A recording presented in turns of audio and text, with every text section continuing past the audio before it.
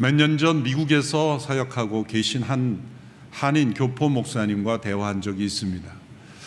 이분이 신학교 시절 웨스트민스터 신학교에서 공부를 했는데 당시 교수님이었던 분이 미국 맨하탄에서 후에 목회하신 팀 켈러 목사님이십니다. 수업 시간에 이런 질문을 학생들에게 던졌다고 합니다.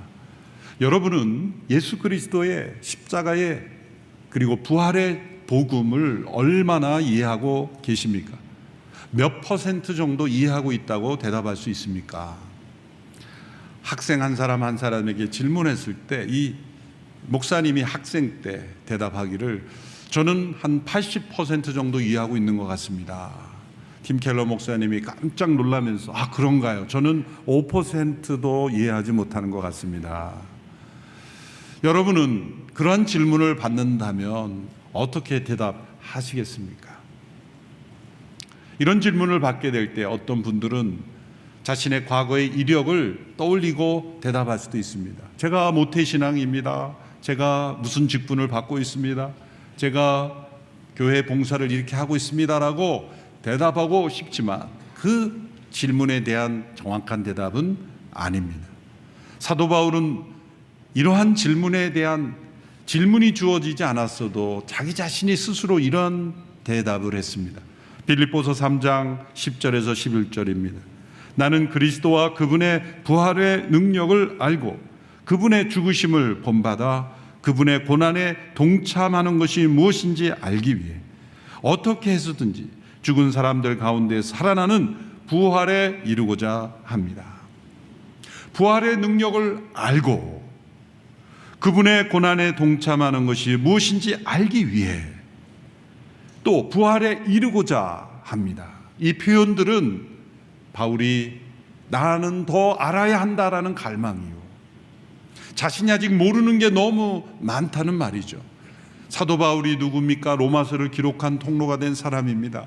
바울의 서신 서들을 통해서 우리가 십자가의 도를 깨닫고 부활의 그 진리를 깨닫게 해준 통로입니다. 아니 그분이 더 알아야 한다면 우리는 더 얼마나 알아야 한다 말입니까? 사도 바울이 자신이 계시를 통해 깨달아 적은 그 십자가의 도를 이해하지 못한다는 뜻이 아닙니다. 머릿속으로는 이해하고 있는 것이 있습니다. 또 논리적으로도 깨닫는 것이 분명히 있습니다. 그렇지만 자신의 삶을 통하여 체험하는 지식이 나는 여전히 부족하다는 고백이죠.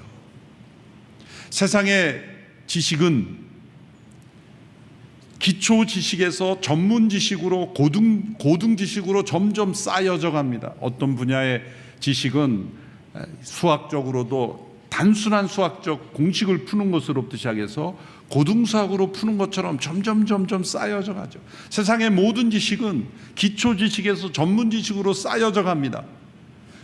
그런데 복음의 지식은 그렇지 않습니다. 우리가 예수 그리스도의 십자가와 부활이라는 단어 들으면 그 예수님 처음 믿을 때 듣는 것이지, 나는 이제 거기서 더 지났어, 그럼 뭐가 있습니까? 다른 것이 있는 게 아닙니다.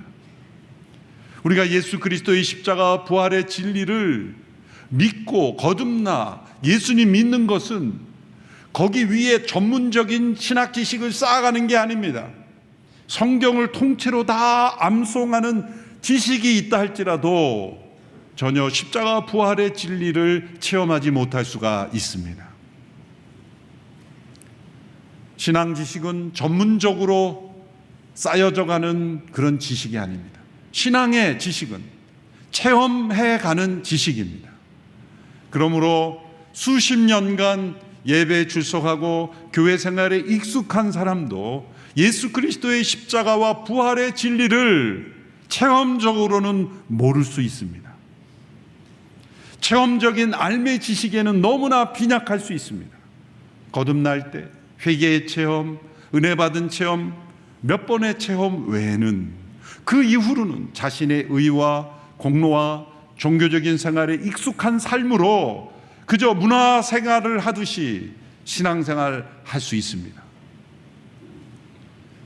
예수 그리스도의 십자가 부활의 복음을 얼마나 알고 계십니까?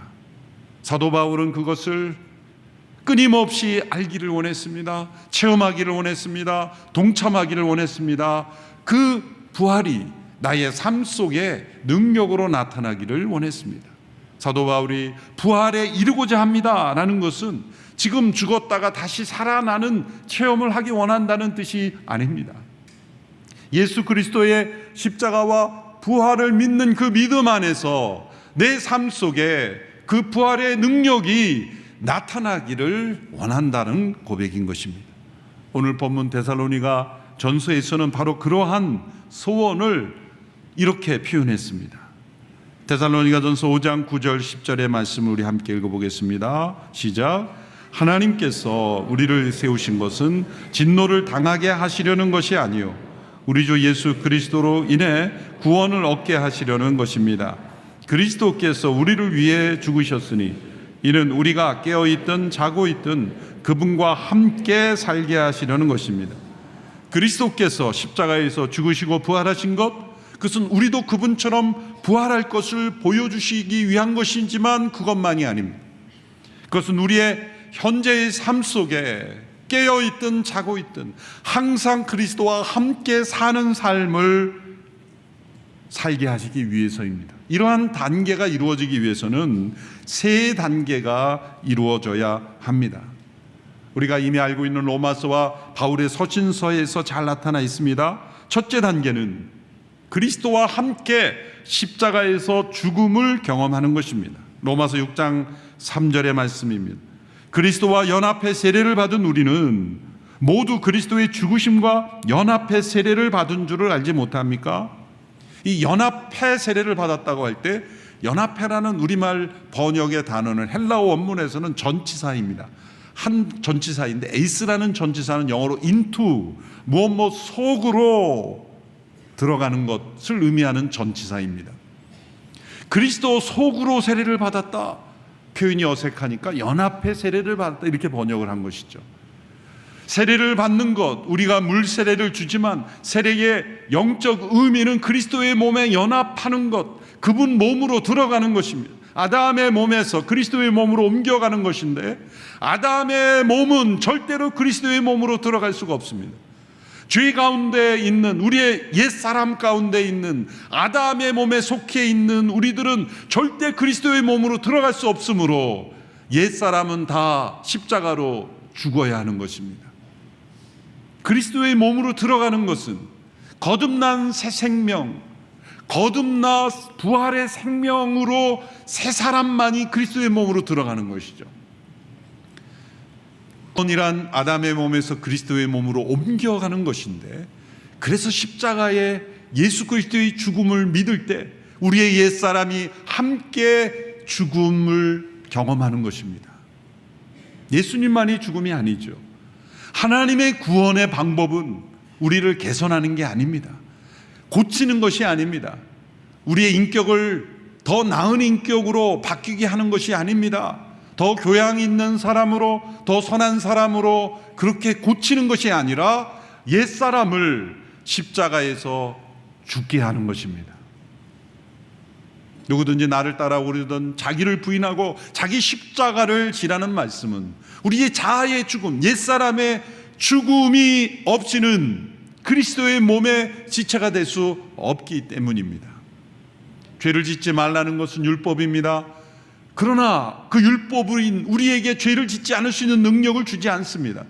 그러나 그리스도의 십자가와 부활을 통한 약속은 옛사람을 죽음에 넘기우고 그리스도 안에서 새 생명을 허락받기에 우리로 하여금 죄를 짓지 않을 수 있는 능력과 승리의 능력을 우리에게 허락하시는 것입니다. 첫 번째 단계입니다. 그리스도의 십자가에서 함께 죽음을 경험하는 것. 그분이 나를 대신하여 죽으셨기에 나의 옛사람이 함께 죽었음을 믿고 그렇게 여길 때 놀랍게 그 죽음의 능력이 나타나는 겁니다. 이것을 체험한다는 거죠. 이것을 바울은 이렇게 표현합니다. 그분의 고난에 동참하는 것이 무엇인지를 알기 원한다.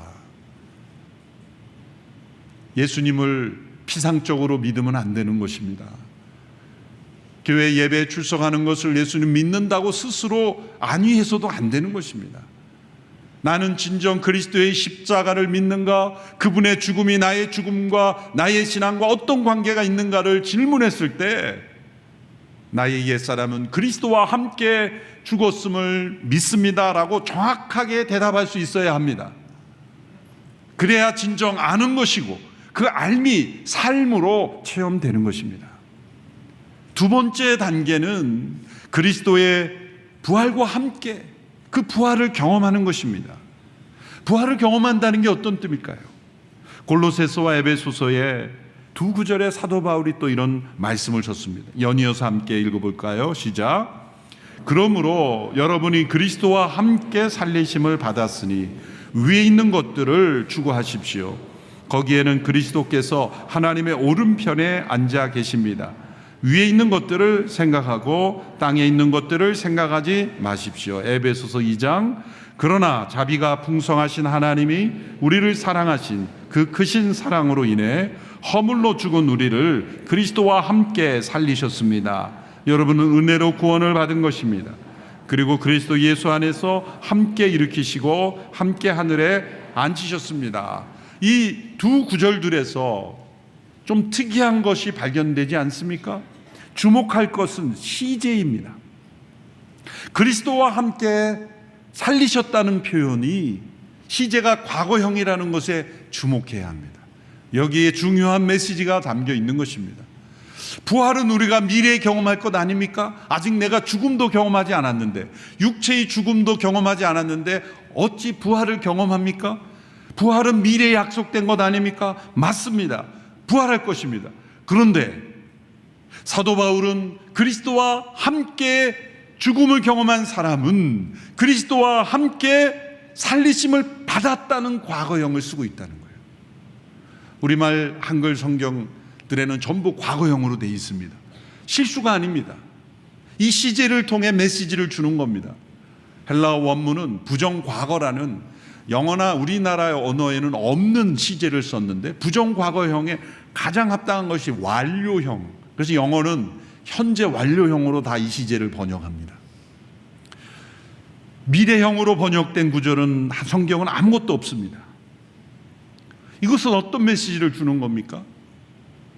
분명히 부활은 미래에 약속된 사건인데 왜 과거형으로 표현했을까요? 그것은 우리가 예수님의 죽음과 함께 우리의 옛사람이 죽음을 경험한 것처럼 그리스도께서 다시 살아나는 그 사건 속에서 우리도 함께 살리심을 이미 받았다는 겁니다.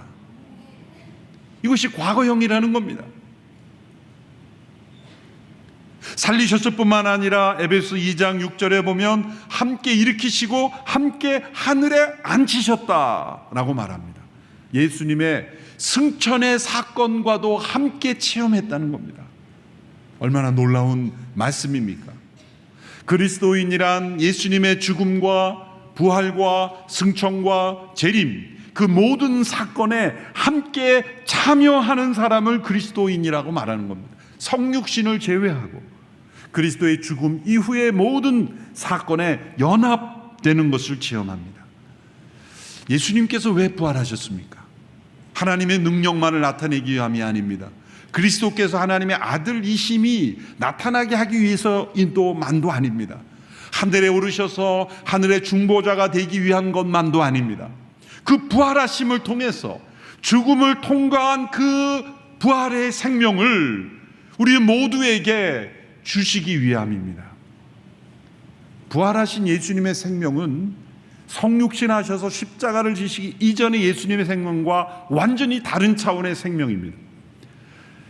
성육신하시고 십자가 지시기 이전의 예수님의 생명은 죽음으로 끝나는 생명입니다. 예수님은 완전히 십자가에서 죽으셨습니다. 그 생명은 끝나는 생명입니다. 그 생명으로는 우리를 살릴 수가 없는 것입니다. 우리의 죄를 대신 짊어질 뿐입니다.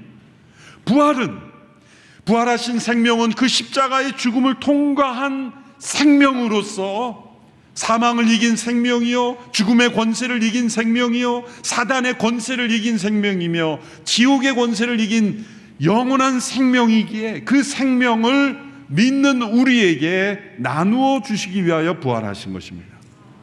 그래서 예수님을 믿는 모든 이들에게 십자가 앞에서 그 자신의 옛사람의 죽음을 함께 믿음으로 고백하는 모든 이들에게 함께 살리심을 경험한 부활의 사건이 체험되는 거예요. 우리는 십자가에서 죽으신 예수님만을 믿는 게 아닙니다. 그 십자가에서 우리의 옛사람이 함께 죽었음을 믿는 겁니다. 예수님이 죽음에서 다시 사셨음만을 믿는 게 아닙니다. 우리도 그분과 함께 다시 살리심을 받았다는 것을 믿는 것입니다. 그래서 세 번째 단계에 도달하게 되는데, 그것은 부활하신 그리스도께서 영으로 우리 안에 임재하신다는 것입니다. 골로새서 1장 26절 27절의 말씀입니다. 하나님의 말씀은 모든 시대와 세대에 걸쳐 감춰져 온 비밀이었는데 이제는 성도들에게 나타났습니다.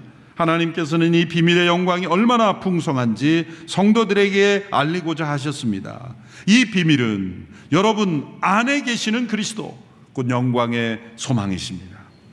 영광의 소망이신 그분, 부활하신 그분이 영 안에서 우리 안에 계신다는 겁니다. 부활하신 그리스도께서 제자들을 만나는 장면을 지난 2주 동안 살펴보았습니다. 막달라 마리아에게 나타나시고 또 도마에게 나타나시고 그 중간에 사건이 있었는데, 예수님께서 제자들에게 성령을 받으라, 숨을 내쉬며 성령을 받으라고 말씀하셨어요. 창세기에서 인간을 창조하실 때 흙으로 인간을 만드시고 그 코에 생기를 불어넣으신 하나님의 숨, 하나님의 호흡, 이 루아흐, 하나님의 호흡을 불어넣으신 사건으로 인간이 생명이 된 것처럼 부활하신 주님께서 성령을 받으라 말씀하심으로 인해서 우리에게 성령이 부어지는 그 순서가 이어지게 된 거예요. 성령님이 오신 그 순서도 중요한 거예요. 십자가 부활 이전에 성령님이 충만히 오시지 않고 예수님의 십자가와 부활의 사건 이후에 성령님이 충만하게 임하신 것은 중요한 순서인 것입니다. 부활하신 그리스도께서 이제 성령 안에서 우리 모두에게 임재하시는 시대가 되었기 때문입니다. 우리는 그리스도께서 죽음에서 부활하셨음만을 믿는 것이 아닙니다. 부활하신 그분이 이제 우리 안에 임재하신 것을 믿는 것입니다. 부활하신 그리스도께서 내 안에 영으로 임재하심을 알고 있는가? 그것을 체험하고 있는가? 그것이 사도 바울의 고백이었습니다. 나는 그 부활에 이르고자 한다. 그분의 부활의 능력을 더 알고자 한다. 우리의 신앙의 지식은 성경을 통째로 암기하고 신학적인 복잡한 논술을 하는 그런 지식이 아닙니다. 그리스도의 십자가 부활의 능력을 통하여 우리 안에 영으로 부활하신 그리스도께서 얼마나 임재하시는가를 체험한 지식입니다. 여러분, 이 지식이 더 풍성해지기를 축원합니다. 이 지식은 절대로 우리를 교만하게 할 수 없습니다. 내 안에 살아계신 그분이 나를 주관하고 그분이 나를 통해 역사하시기에 절대로 교만할 수가 없습니다. 성경을 많이 안다고, 내가 교회 생활에 오래됐다고, 내가 많이 봉사한다고 절대로 자신을 내세울 수 없습니다. 부활하신 그리스도께서 영으로 내 안에 임재하시는데 그분이 내 안에서 행하신 일을 어찌 스스로 자랑할 수 있습니까? 스스로 영광을 구할 수가 없습니다. 오직 영광은 예수 그리스도 그분에게만 돌려져야 하는 것이죠. 골로새 3장 3절 4절에서는 또 이렇게 고백합니다. 함께 읽어볼까요? 시작. 여러분은 이미 죽었고 여러분의 생명은 그리스도와 함께 하나님 안에 감춰져 있기 때문입니다.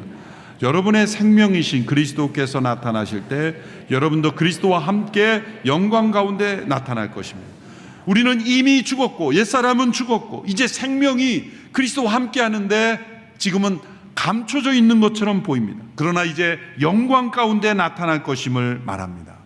이 영광을 바라보는 성도들은 매일의 삶 속에 그리스도와 함께 살아가게 되는 겁니다. 깨어있든 자고있든 항상 그리스도와 함께 거하게 된다는 것입니다.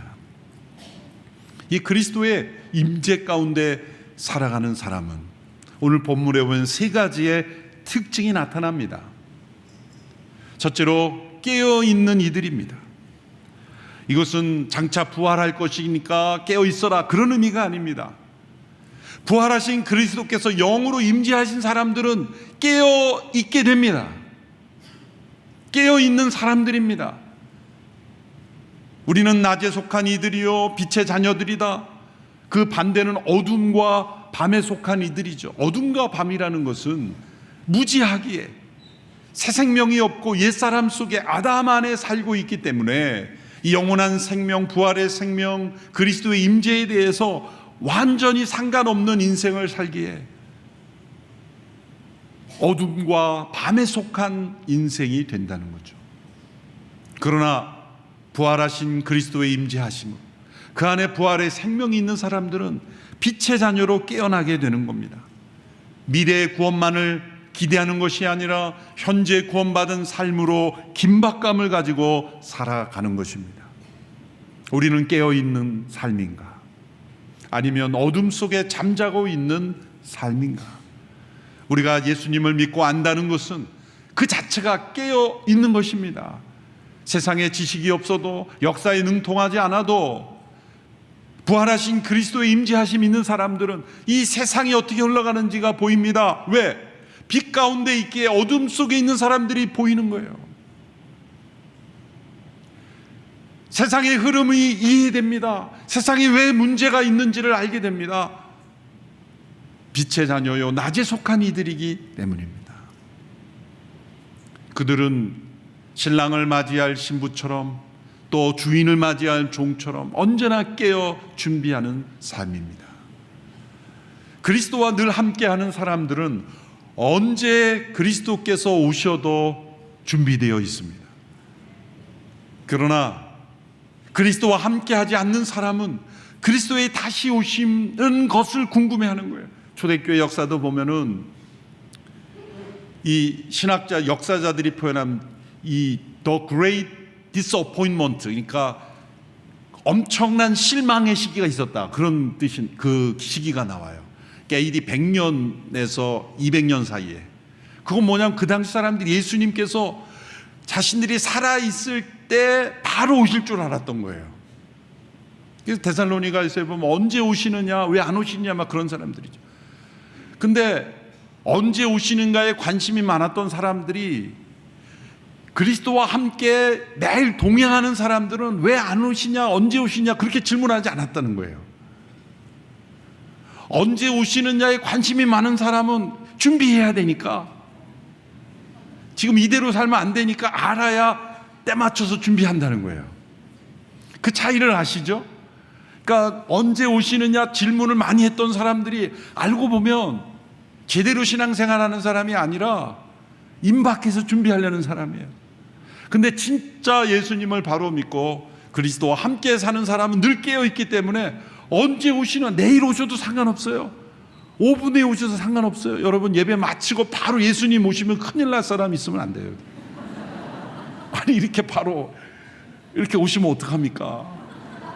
좀 말미를 주셔야 내가 정리할 게 많은데 그렇잖아요. 그러니까 갑자기 오시면 안 되는 사람들이 The Great Disappointment 뭐 그런 단어가 나온 거예요. 너무 실망했다. 예수님 우리 시대에 안 오냐. 그러나 그리스도와 항상 함께하는 사람은 언제 오셔도 상관없는 거예요. 예전에도 말씀드렸죠. 마틴 루터가 한 말, 그리스도인들은 예수님께서 어제 죽으셨고 오늘 다시 사셨고 내일 다시 오실 것처럼 살아야 한다. 예수님 언제 오세요? 내일. 내일 오셔도 상관없는가? 내일 오셔도 상관없는 사람은 100년 후에 오셔도 상관이 없어요. 그런데 왜 안 오시냐라고 그렇게 실망했다라고 하는 사람들이 알고 보면 부활하신 그리스도의 임재와 상관없이 함께하는 삶이 아니었다는 거예요. 두 번째 단계는 근신하는 이들입니다. 근신해야 합니다라는 메시지로 받지 않고 복음적인 해석은 나는 지금 근신하고 있는가? 그게 부활하신 그리스도께서 내 안에 임재하시는 성도들은 근신하는 삶을 살게 됩니다. 왜요? 내 안에 있신 부활의 생명이 나로 하여금 이 세상에 휩쓸리지 않게 하기 때문입니다. 사단은 끊임없이 우리로 하여금 그리스도를 감격스럽게 만나지 못하게 합니다. 그리스도와의 만남을 부끄럽게 하는 것입니다. 주님과의 만남을 기대하지 않게 하고 피하도록 하는 것입니다. C.S. 루이스의 스크루테이프의 편지가 유익한 것은 우리를 조금씩 멀어지게 하는 전략이 그 안에 숨어 있기 때문이에요. 사단의 입장에서 우리가 어떻게 하면 근신하지 못하도록 하고 옛 습관대로 살도록 그렇게 만들까 고민하면서 코치를 하고 있는 거죠. 조카 그 마귀를 읽어보면 내가 이러한 사단의 꾀임에 조금씩 멀어지고 있는 것이구나, 내가 근신하며 더 주님을 맞이하기보다는 점점 멀어지고 있구나라는 것을 깨닫게 하는 것입니다. 우리가 신앙생활을 할 때 무엇인가 주님을 위해 할 것인가 먼저 생각하지 마십시오. 내가 주님 앞에 어떤 존재가 될 것인가를 생각해야 합니다. 오스왈드 챔버스 목사님이 귀한 글을 남겼습니다.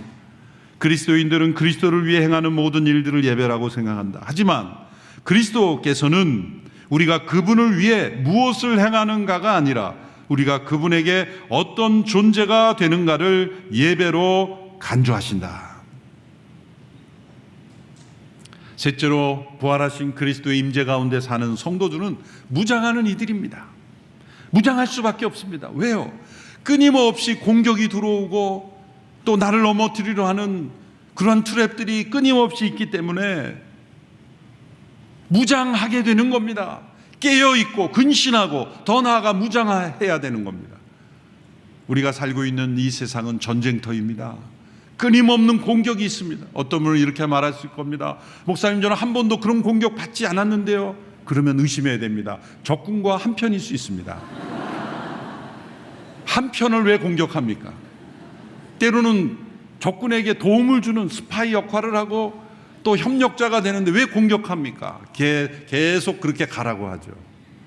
그러나 적군에게 위협이 되는 성도는 반드시 공격하기 때문에 소망의 투구를 써야 되고 믿음 안에 깨어 있어야 되고 사랑의 그러한 갑옷을 입어야 합니다. 여기 보면 믿음, 소망, 사랑을, 은혜의 세 가지 요소를 가지고 우리가 무장해야 된다라고 말하고 있습니다.